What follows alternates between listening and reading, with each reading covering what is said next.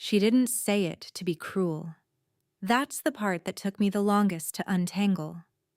Because if she had said it to be cruel, if she had looked at me with intention and said that word with malice, it would have been easier to name, easier to respond to, easier to carry. But she didn't. She said it the way she said most things that hurt me, casually, reflexively, without pausing to consider the weight of it. She said it the way you say something that has always been true in your head, that has never required examination, that is simply the landscape you move through without questioning. We were at the Thanksgiving table. My mother's sister, my Aunt Renee, who I hadn't seen in 2 years, had brought her new boyfriend. His name was Philip. He was a tall man with an open face and good manners. Ncio, the kind of person who makes a point of introducing himself to everyone in the room, which is how we ended up, in the moment where my mother had to introduce me. Philip extended his hand across the table and looked at me and said, "And you are?" My mother was in the middle of passing the cranberry sauce. She glanced up. She said with a small wave of her hand in my direction, a gesture so dismissive it was almost elegant, "Oh, that's just Lauren. She's nobody." Then she passed the cranberry sauce. Philip looked at me. I looked at Philip. The table had not gone quiet. The conversation was still moving around us. Someone was talking about the traffic on the highway. Someone else was asking about the rolls. Nobody else had seemed to register it. I smiled at Philip. I said, "Nice to meet you." He shook my hand, still with that slightly uncertain look of a person who is not sure whether they witnessed something or imagined it. Then the moment passed, and the table moved on, and my mother was asking Renee about her flight, and my sister was telling a story about her kids, and the Thanksgiving continued in the way Thanksgivings do, loud and warm and completely indifferent to the thing that had just happened. I ate my dinner. I helped clear the plates. I drove home. And I thought about what I was going to do. To understand why nobody landed the way it did, you need to understand what kind of somebody I actually was.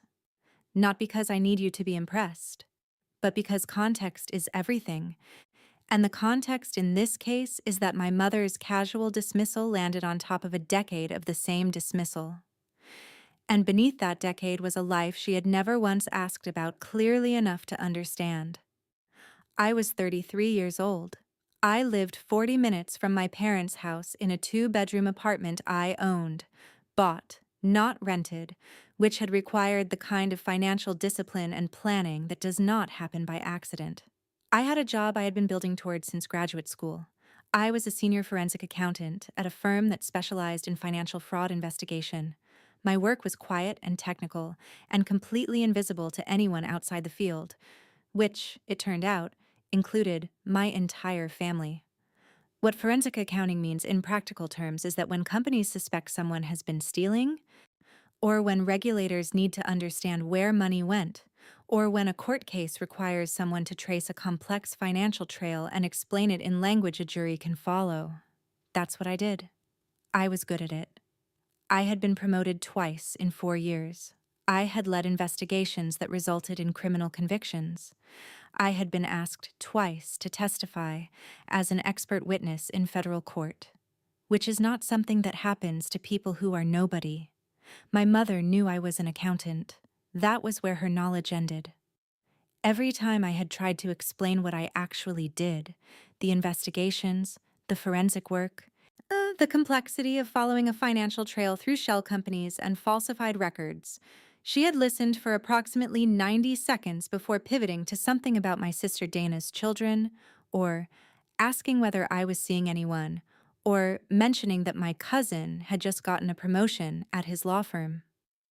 Not maliciously, just with the specific inattention of someone who has decided, without examining the decision, that one of her children is worth paying attention to, and the other one is background. Let me give you a specific example, because I think specifics matter more than general descriptions of patterns. 2 years before the Thanksgiving dinner, I had testified as an expert witness in a federal fraud case. It was the second time I had done so. The first had been 18 months earlier. And by the standards of my field, being called twice before the age of 32 was notable. My supervisor had told me when the second subpoena arrived that I was developing a reputation in the local legal community as someone whose analysis was reliable and whose courtroom presence was clear. That is not a small thing in forensic accounting. It is the kind of recognition that takes years to build and that most people in my field spend entire careers working toward. I told my mother about the testimony. Not everything, not the case details, which were confidential, but that I had been called as an expert witness in a federal case and that it had gone well. She said, "Oh, that sounds stressful. Are you eating enough?" Then she told me Dana's youngest had just started walking. I said that was wonderful. I asked about Dana's youngest. The conversation moved on. The testimony was never mentioned again. Dana was the foreground. I was the background. That was the weather of our family, and I had been living in it for so long that I had stopped expecting it to change. Until nobody. That word was different. Not because it was worse than what had come before. In some ways, the accumulated years of half attention had cost me more. But because it was said out loud, in front of a stranger, with such complete unconscious certainty. She had not even considered whether it was true. It was simply what came to mind when someone asked who I was. That's just Lauren. She's nobody. I drove home that night and sat at my kitchen table and looked at the wall for a long time. And then I opened my laptop, not to do anything in particular, but because looking at the wall was not giving me what I needed. And what I needed was to think clearly about something. I had a case, not a personal one, a professional one, a financial investigation I had been working on for 7 months, involving a network of falsified vendor invoices that had been used to siphon money from a regional healthcare system. It was the most complex investigation I had led to date. The following week, the firm was presenting our findings to the state attorney general's office. If the presentation went the way we expected, it would result in criminal referrals for 3 individuals, one of whom was fairly prominent in our city's business community. I was the lead investigator. My name was going to be on the report. My analysis was going to be the foundation of whatever happened next.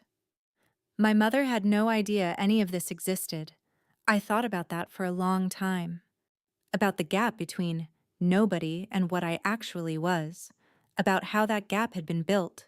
Slowly, over years of my not explaining and her not asking. About whether closing that gap was something I owed her, or something I owed myself, or something I owed nobody at all. I want to be honest about something here.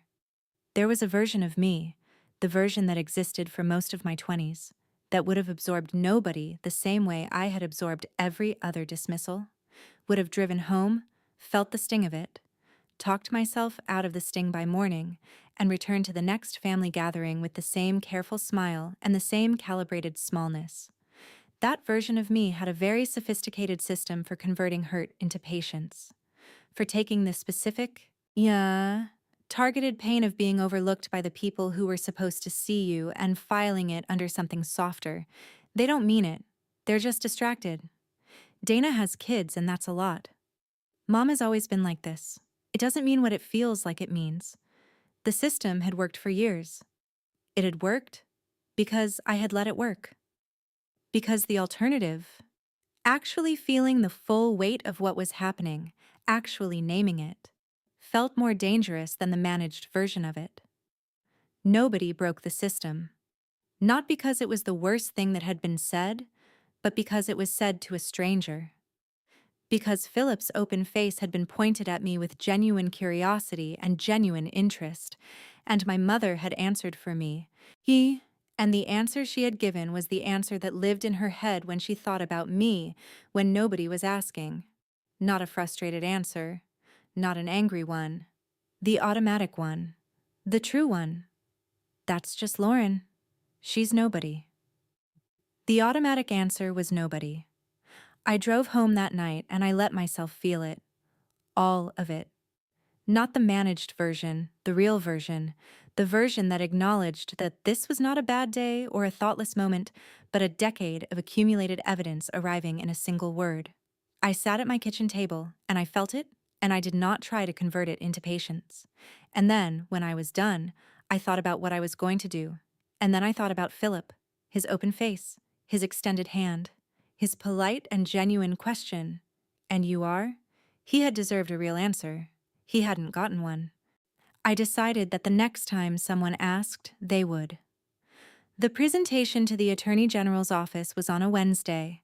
It went exactly as we had prepared for it, detailed, methodical, the kind of financial forensics that takes something complex and makes it undeniable. By the end of the 3-hour session, the attorneys had enough to proceed.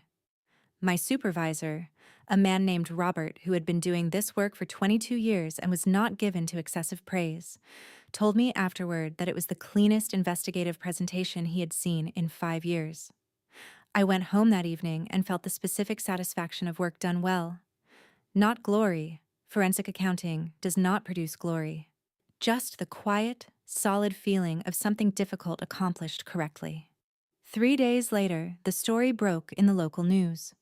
Not because of anything I did. The Attorney General's office had issued a statement, and a reporter had picked it up, and the story moved the way local financial crime stories move when they involve someone recognizable. The headline named the investigation, named the firm, named the lead investigator, named me. I did not send my mother a link. I did not call. I did not do anything because I had not planned anything specific. And engineering a moment felt beneath what I actually wanted, which was not a moment, but a truth. The truth arrived on its own, the way truths tend to do when they have been sitting just below the surface long enough. My Aunt Renee called me 4 days after the story ran. She had seen it.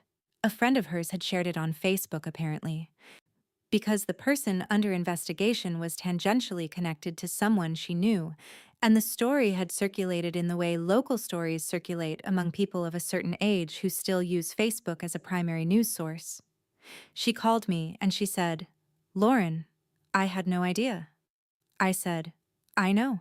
She said, "I read the whole article and then I looked you up, and I found 2 other articles about cases you worked on." A pause. "Why has your mother never mentioned any of this?" I said, "Probably because she doesn't know." Silence. "She doesn't know." "Renee, when's the last time you heard my mother talk about my work?" A longer silence. The silence of someone running through years of family gatherings and realizing, with the particular clarity that comes when someone asks the right question, that the answer is never. Or close enough to never that the difference doesn't matter. She said, "Oh, Lauren." I said, "Yeah." She said, "Philip asked me about you, after Thanksgiving. He said your mother introduced you as nobody, and he wanted to know if that was—" He didn't know what to make of it. I said, "What did you tell him?" She said, "I didn't know what to tell him. I don't actually know much about your life." Another pause. "That's on me too, not just your mother." That was a more honest thing than I had expected from that conversation. I told her I appreciated it. She said, "Can I tell her? Your mother? Can I send her the article?" I thought about it. Then I said, "You can do whatever you want with it. I'm not asking you to." She said, "I'm going to send it to her." I said, "Okay." And we hung up. My mother called the next morning. Not the careful, circling call of someone who has been caught doing something and is trying to manage the conversation. A different kind of call. The call of someone who has had the night to sit with something and arrived at the morning with it still in their hands, heavier than they expected. She said, "I saw the article." I said, "I know." She said, "Renee sent it." I said, "I know." A pause. Then, "You led this investigation?" "Yes, for 7 months." 7.5. Another pause. Longer. I let it sit. I had learned over years of investigative work that silence is not empty. It is where people go when they are assembling something they don't yet know how to say. I had learned to wait in it. She said, "I didn't know you did this kind of work." I said, "I know you didn't." She said, I thought it was just regular accounting, numbers, taxes." I said, "It's not." She said, "Why didn't you tell me?" And there it was. The same question my father had asked in the IPO story. Not that story, this one, but the same architecture. The question that locates the failure of communication in the person who stopped communicating, rather than in the decades of not asking that produced the silence. I said, Mom, I tried, for years. Every time I started to explain what I was working on, you changed the subject. Or your phone went off. Or you pivoted to something about Dana. I stopped explaining because the explanation kept landing nowhere. She was quiet. I said, At Thanksgiving, you introduced me to Philip as nobody. Your sister's boyfriend. A stranger. And you said nobody. Not. Lauren is an accountant. Not Lauren works in financial investigations. Nobody. Her voice when she spoke was smaller than usual. I didn't think about what I was saying. I know. That's not an excuse. No, I said. It isn't, she said. I've been sitting here since last night trying to think about the last time I asked you about the work and actually listened to the answer. I waited. I can't remember one, she said. I can remember asking. I can't remember listening. That sentence cost her something. I could hear it. The particular quality of a person who has looked at something clearly for the first time and does not have the option of looking away. I said, That's honest. She said, I'm sorry, Lauren. I'm really sorry. Not just for Thanksgiving. For all of it. I want to tell you what happened in the weeks after that call, because I think the aftermath matters as much as the confrontation. My mother did not transform overnight. People don't, and pretending they do is a form of dishonesty I'm not interested in. What she did was try. Imperfectly. Sometimes reverting to old habits before catching herself, but genuinely try. She called more often. Not the monthly obligation calls, more frequent, more curious. She asked about the case, after the charges were formally announced, and when I explained what we had found and how we had found it, she listened. Actually, listened. Asked follow-up questions. Said, I didn't know it worked that way, and meant it as curiosity rather than dismissal. There was one call about a month after our initial conversation, where she asked me to explain from the beginning how a forensic investigation actually worked. Not because she needed to know, not because it was useful to her in any practical way, but because she wanted to understand what her daughter did. I spent 40 minutes walking her through the process. How we identify anomalies in financial records, how we trace transactions through multiple entities, how we build a timeline that holds up to legal scrutiny. She asked questions throughout, real ones, the kind that require you to have been listening to ask. At the end of it, she said, This is genuinely impressive work, Lauren. I said, I know. Not arrogantly, just honestly. I did know. I had always known. What was new was her knowing it. She told Dana, I found this out because Dana called me. Dana and I had never been close. Not because of hostility, but because the family's allocation of attention had created a kind of distance between us. The distance of two people who grew up in the same house, but in different versions of it. Dana called and said, Mom told me about your work. I looked you up. A pause. Why didn't I know any of this? I said, When's the last time you asked? She said, That's fair. Another pause. Can we have dinner sometime? Just us. I want to actually know my sister. That conversation surprised me more than my mother's call had, because Dana was asking without being prompted by an article, or a Renee phone call, or an external revelation. She was asking because she had been told something true and had decided, on her own, that it mattered. We had dinner 3 weeks later. It was awkward in places. Years of surface-level interaction leave gaps that don't fill easily. But it was real. She asked questions. I answered them. I asked about her life, her kids, the things I had received secondhand through my mother's monthly reports but had never heard directly. She told me things she had never told me. I told her things I had never told her. I want to tell you about one specific moment from that dinner because I think it captures something important. We were on the second glass of wine, past the initial awkwardness, into the territory where real conversation becomes possible. Dana looked at me across the table and said, Can I ask you something honestly? I said yes. She said, Did you ever resent me? For the way things were in our family, the attention, all of it. I thought about it honestly. Not the diplomatic answer, The real one. I said, not you specifically. The situation, the pattern, the way every family conversation circled back to you and your life and your kids. And I became somebody who got mentioned in the third person rather than talked to directly. Yeah, I resented that. She nodded. She didn't get defensive. She said, I think I always knew, on some level. I just didn't know how to bring it up. And it was easier not to. I said, I know. She said, that's on me, not just mom. I said, it's on the whole system. You didn't design the system, but you benefited from it. And I think being honest about that matters. She looked at me for a moment. Then she said, I want to do better. I don't know exactly what that looks like yet, but I want to. That was enough. Not a resolution. Resolutions take time and repeated choices, and the willingness to keep showing up in a different way than you always have. But an honest beginning, the kind that has a chance of going somewhere real. At the end of the evening, when we were putting on our coats, she said, next time Mom does that thing where she pivots away from you to talk about my kids, I'm going to say something. I looked at her. You don't have to. She said, I know I don't have to. That's why it matters that I'm going to. I drove home from that dinner feeling something I had not felt in relation to my family in a very long time. Not warmth, exactly. We weren't there yet. But possibility, the specific possibility that comes when someone chooses honesty over comfort, and the relationship survives it. And you realize that maybe the distance was not permanent, but just long. I said, good. Dana laughed. Then she said, she told me she sat with it all night. She said it kept replaying. I said, it should.